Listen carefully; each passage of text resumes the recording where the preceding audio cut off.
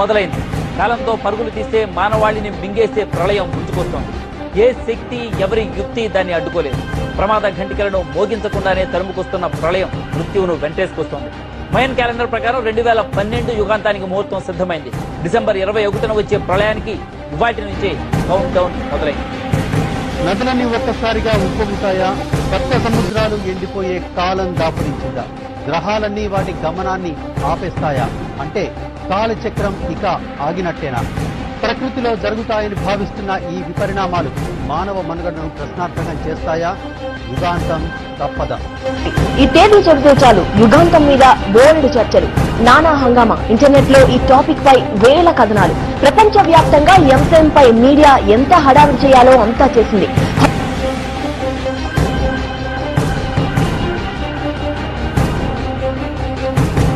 2012 December 21 అర్ధరాత్రి ఈ ప్రపంచం అంతానికి కాలం పెట్టిన ముహూర్తంగా విపరీత ప్రచారం సాగింది.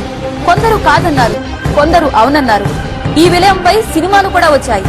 అదంతా ఊహాజనితమే అని ప్రపంచం ఊపిరి పీల్చుకుంటున్న తరుణంలో ఇప్పుడు సడన్ గా 2012 మహాప్రళయం మాట నిజమేనని ఖగోళ శాస్త్రవేత్తలు నిర్ధారిస్తున్నారు. అంతే, విశ్వవ్యాప్తంగా కలవరం మొదలైంది. ప్రపంచమంతా అంతరించిపోతుందని మరికొందరు శాస్త్రవేత్తలు బల్లకొట్టి మరీ చెబుతున్నారు. అయితే ఇప్పుడు 2012లో అంతంపైనే అందరూ శాస్త్రవేత్తలు దృష్టి పెట్టారు. దగ్గర పడుతున్న అంతిమ ఘడియలను అంత తేలిగ్గా తీసుకోరాదని వారు హెచ్చరిస్తున్నారు.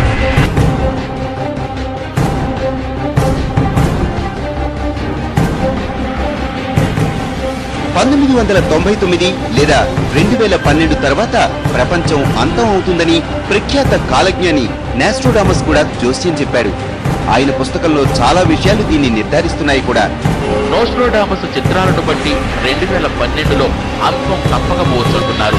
2012లో ఆకాశం నుంచి జరిగే పరిణామాలతో భూమిపై పెను ప్రమాదం ఏర్పడుతుందని నోస్ట్రోడామస్ జోస్యం చెప్పారు. ఇప్పుడు ఈ జోస్యం నిజమవుతుందని కొందరు బల్లగుద్ది చెబుతున్నారు. 2012లో యుగాంతం కానుందా? భూమి మీద ఉన్న వాళ్ళందరికీ నూకలు చెల్లిపోతాయి. ఇది నిజంగా నిజమేనా? ఇది ఎవరో చెప్పిన మాటలు కాదు, సాక్షాత్తు బ్రహ్మంగారి కాలజ్ఞానం చెప్తున్న భయంకరమైన వాణి. 2012లో అదే జరగనుంది. ఇది మేం చెప్తున్న మాట కాదు, బ్రహ్మంగారు ఏనాడో తన కాలజ్ఞానంలో చెప్పిన భవిష్యత్తు మాట.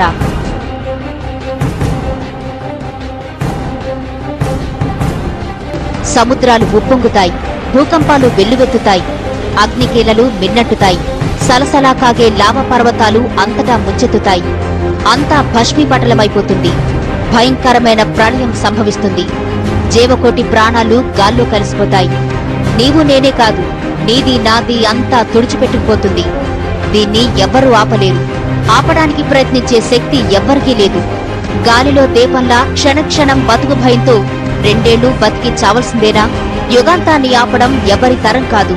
చివరికి ఆ దేవుడు కూడా ఈ ప్రమాదం నుంచి మనల్ని రక్షించలేడు.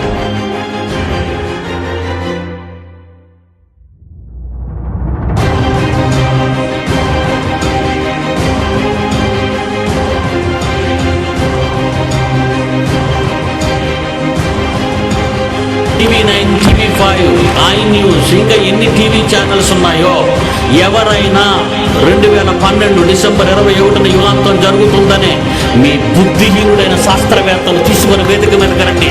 2012 డిసెంబర్ 21 యుగాంతం అయిపోతుందని నమ్మి వాడ ప్రకటనలు చూపిస్తున్న మీరు మగతన ఉంటే మీ శాస్త్రవేత్తలను తీసుకొని రండి. ఆహ్వానం పలుకుతున్నారు. బహిరంగ సవాల్. నేను ఓడిపోతే నిర్మిస్తున్న 2 కోట్ల బైబిల్ ఓపెన్ సిటీ ఇండియా మీకు రాసిస్తాను.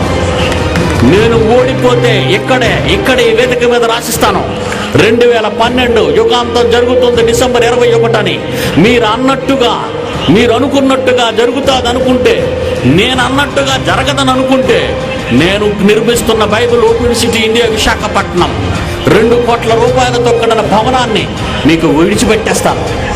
లేదా మీరందరూ యేసు ప్రభుని స్వరక్షకునిగా అంగీకరించి తీరాలి. బైబిల్ గొప్పదని ప్రతి మీడియాలో నోరు విప్పి చెప్పాలి. ఎనిబడి నీకు తప్పు అనే మగాడు వేరెవడైనా ఉంటే పిడి సుందర్రావుని ఢీకోవాలి.